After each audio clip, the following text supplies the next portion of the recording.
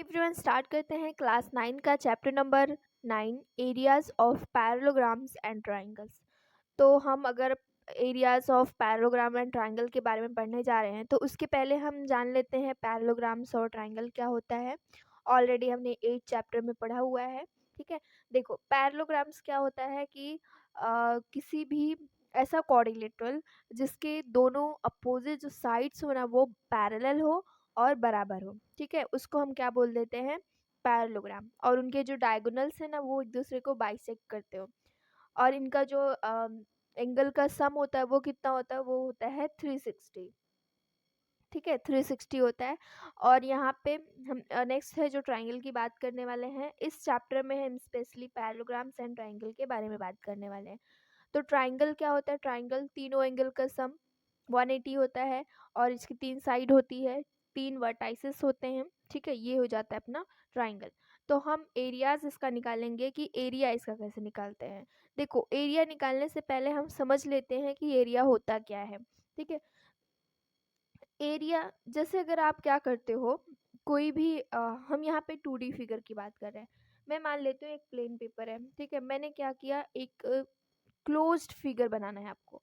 देखो आपको एरिया कब मिलेगा, जब आप एक क्लोज फिगर बनाओगे।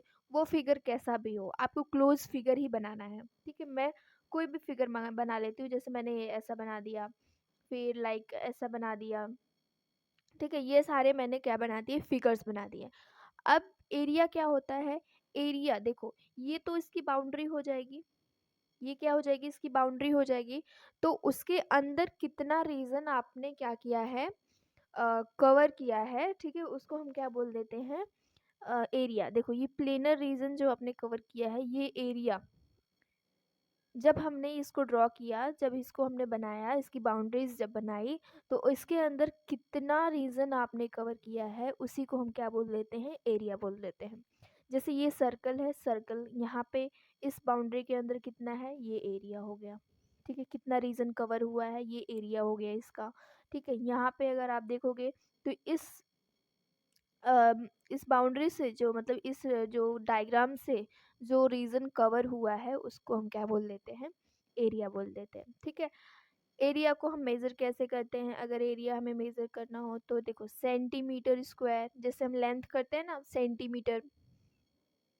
ठीक है, इसको हम मीटर स्क्वायर, ये तो बस मैंने एग्जांपल दिया ही अपने चैप्टर में है नहीं, आपको इसका एरिया निकालना नहीं है। इसका एरिया सिर्फ पैरेललोग्राम्स एंड ट्राइंगल के रिलेटिव निकालना है। ठीक है, और इसका बस मैंने समझाने के लिए बताया कि एरिया होता क्या है, सेंटीमीटर, मीटर स्क्वायर। ठीक है, फिर और भी हम बोल सकते हैं, जैसे हेक्टर्स होता है। ठीक है, तो उसमें हम मेजर करते हैं। ठीक है, तो ये हो जाता है क्या है आपका एरिया।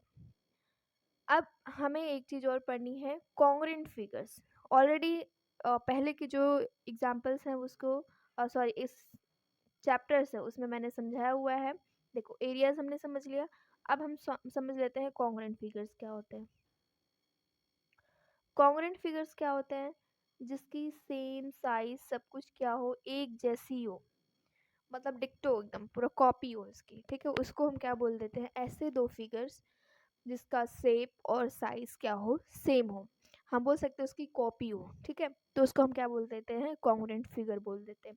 जैसे मैंने यहाँ पे एक एग्जांपल बनाया, ये ट्राइंगल और ये ट्राइंगल, इसकी भी लेंथ 3 4 5 है, इसकी भी लेंथ 3 4 5 है। ठीक है, तो ये कैसे हो जाएंगे फिगर, कॉन्ग्रुएंट फिगर्स हो जाएंगे। ठीक है, आप कोई भी एग्जांपल ले सकते हो। आप अगर कॉइन्स देखो, कॉइन्स में देखोगे तो कॉइन्स कैसे होते हैं, एकदम पूरा सेम होते हैं। अगर उसके ऊपर आप एक कॉइन दूसरे कॉइन के ऊपर रख दोगे तो वो क्या कर लेता है, कवर कर लेता है। ठीक है, तो ऐसे जो फिगर्स हैं उनको सुपर इम्पोज हो जाते हैं। ठीक है, तो ऐसे फिगर्स को हम क्या बोलते हैं, कॉन्ग्रुएंट फिगर्स बोलते हैं। तो मैं यहाँ पे कॉन्ग्रुएंट फिगर्स क्यों बता रही हूँ, देखो कॉन्ग्रुएंट फिगर, अब उनका भी तो एरिया हमें निकालना है। जैसे अगर मैंने दो कोई कोऑर्डिनेटर लिया,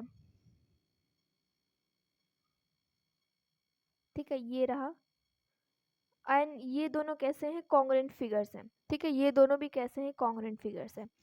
तो अगर ये कॉन्ग्रुएंट फिगर्स है, मैं यहाँ पे कॉन्ग्रुएंट फिगर्स के बारे में क्यों बता रही हूँ, देखो कॉन्ग्रुएंट फिगर्स है अगर, ओके कॉन्ग्रुएंट फिगर्स। ठीक है, तो जो कॉन्ग्रुएंट फिगर्स होते हैं ना, उनका जो एरिया होता है, अगर हम दो फिगर की बात करें, मान लेते मैंने ये दो फिगरों की बात किया, इसका नाम दे दिया ए, इसका नाम दे दिया बी। ये दोनों कैसे हैं? कॉन्ग्रुएंट फिगर्स हैं, ठीक है। अब ये कॉन्ग्रुएंट फिगर्स हैं तो इनका जो एरिया होगा ना, वो भी कैसा होगा? इक्वल होगा, मस्ट है, इक्वल होना चाहिए। तो area of A is equal to area of B, ठीक है। तो इसका एरिया क्या होगा? Area of A and is equal to area of B. Must है कि अगर कॉन्ग्रुएंट फिगर, आपको दो कॉन्ग्रुएंट फिगर दिए हैं तो इनका जो एरिया होगा ना, वो ऑलवेज इक्वल ही होगा, ठीक है। ये तो हमने कॉन्ग्रुएंट फिगर से देखा, ठीक है, एरिया के बारे में। अब अगर मैं इसका कन्वर्स बोलना चाहूँ, कन्वर्स मतलब इसका कन्वर्स स्टेटमेंट दूँ कि अगर आपके पास दो इक्वल एरियाज वाले फिगर हैं, ठीक है, दो इक्वल एरियाज वाले फिगर हैं, तो क्या वो कॉन्ग्रुएंट फिगर होंगे? कॉन्ग्रुएंट फिगर हो भी सकते हैं, नहीं भी हो सकते हैं। इसका जो कन्वर्स है ना, वो ट्रू नहीं है, ठीक है। कैसे? देखो मैं बताती हूँ। अगर आपके पास, मैंने दो एग्जांपल लिया, सपोज मैंने ये एग्जांपल लिया, एक ये रेक्टेंगल और एक ये स्क्वायर, ठीक है। इसकी जो लेंथ है वो मान लेती हूँ 9 और 4 है, ठीक है, और इसकी जो लेंथ है वो 6 सेंटीमीटर है, ठीक है। तो ये स्क्वायर हो गया, ये रेक्टेंगल हो गया। अब स्क्वायर का हम एरिया कैसे निकालते हैं और रेक्टेंगल का एरिया कैसे निकालते हैं? तो रेक्टेंगल का एरिया निकालने के लिए क्या है? L into B, length into breadth. तो 9 इंटू 4 कितना हो जाएगा? 9 4 जा 36 सेंटीमीटर होगा, तो सेंटीमीटर स्क्वायर, ठीक है। ये हो गया। अब अगर हमें एरिया इसका निकालना है स्क्वायर का, तो स्क्वायर का एरिया कैसे निकालते हैं? ए का स्क्वायर, जो साइड होता है साइड का स्क्वायर, क्योंकि इसकी ऑल साइड इक्वल होती हैं, तो साइड का बस हमें स्क्वायर कर देना है, ठीक है। तो साइड का स्क्वायर, साइड 6 इंटू 6 36 हो जाएगा सेंटीमीटर स्क्वायर। अब देखो आपके पास जो एरिया है ना, वो तो इक्वल आ गया, 36 36। क्या ये दोनों कॉन्ग्रुएंट फिगर हैं? क्या अगर आप इस फिगर को इस फिगर के ऊपर रखोगे, क्या ये सुपर इम्पोज होंगे? नहीं होंगे, ठीक है। तो इसलिए इसका जो कन्वर्स है वो ट्रू नहीं है। लेकिन अगर आपके पास ऐसा दिया है कि अगर दो कॉन्ग्रुएंट फिगर हैं, ठीक है, तो उनकी जो एरियाज होंगे ना, वो इक्वल होंगे, वो ऑलवेज इक्वल होंगे। लेकिन अगर आपको इसका कन्वर्स दिया है कि अगर दो इक्वल एरिया वाले फिगर्स हैं, तो क्या वो कॉन्ग्रुएंट फिगर्स होंगे? कॉन्ग्रुएंट फिगर्स नहीं होंगे वो, ठीक है। ओके, नेक्स्ट चलते हैं। ये तो हमने बस सिंगल सिंगल, ऐसा हमें सिंगल फिगर दिया हुआ है तो हमने एरिया निकालना है। अगर आपको कंबाइन दिया हो, दो फिगर मिला के दिया हो, ठीक है, तो उसका एरिया हम कैसे निकालेंगे? ठीक है, देखो जैसे मैंने एग्जांपल लिया, मैं मान लेती हूँ क्रिसमस ट्री जैसा बना देती हूँ एक आपको,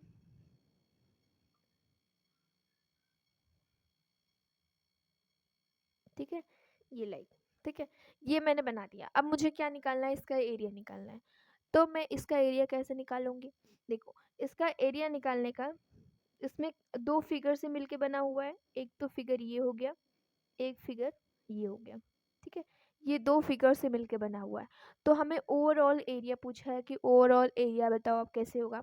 तो हमें ओवरऑल एरिया निकालने के लिए इन दोनों एरिया को निकाल के हम क्या कर देंगे? प्लस कर देंगे।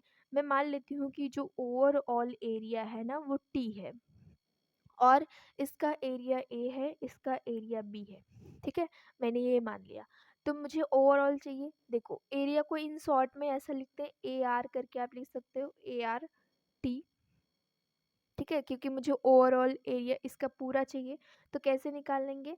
तो इन दोनों का सम, एरिया ऑफ ए का मतलब इस ट्राइंगल का एरिया कितना है, तो मैंने बस ए डिनोट किया है, ठीक है। तो area of A, figure A, ठीक है, फिर प्लस दूसरा जो फिगर बच रहा है ये रेक्टेंगल का, ठीक है, तो एरिया ऑफ बी, ठीक है। तो इससे हम क्या कर सकते हैं? पूरा एरिया निकाल सकते हैं, ठीक है। हमें जो पूरा एरिया, पूरे फिगर का एरिया हम क्या कर सकते हैं? इससे निकाल सकते हैं। आपको कोई भी फिगर दिया हो, कैसा भी दिया हो, दोनों अगर अलग अलग मतलब हैं, उनको क्या कर दो, दोनों के दोनों फिगर का क्या करो? एरिया निकालो और उनको क्या कर दो? प्लस कर दो, ठीक है। तो वो पूरा एरिया आपको दे देगा। ये होता है कि अगर आपको कंबाइंड फिगर दिए हुए हैं तो हम कैसे निकाल सकते हैं एरियाज को।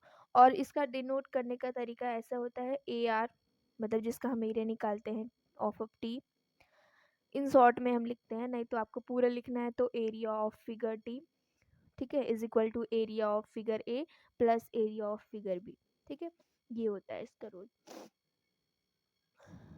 ओके, आई होप आपको इतना समझ में आया होगा, बाकी नेक्स्ट में करते हैं।